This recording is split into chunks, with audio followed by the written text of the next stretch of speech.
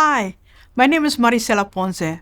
I'm a licensed professional counselor here at Mission CISD. Today, for your mental health moment, I would like to share a couple of different techniques that can help you get the sleep you deserve.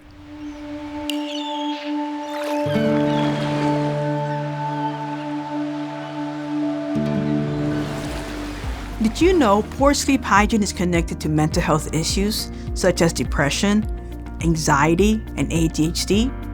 What is sleep hygiene? Well, sleep hygiene is basically how many hours you sleep and how well you sleep at night. Let's think about your sleep for a moment. Are you the type of person that tosses and turns back and forth before falling asleep? What about when you finally fall asleep? Do you wake up in the middle of the night and then struggle to fall back to sleep?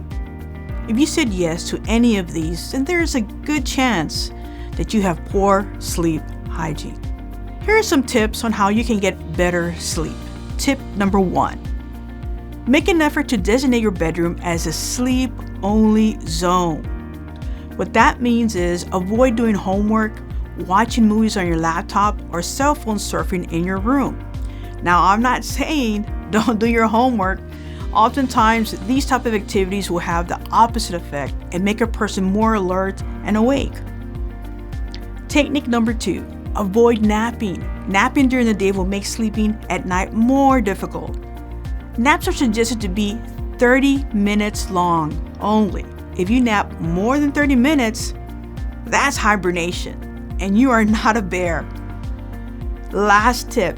Avoid caffeine and energy drinks. Remember, caffeine is a stimulant. Caffeine can last in your body for over 12 hours.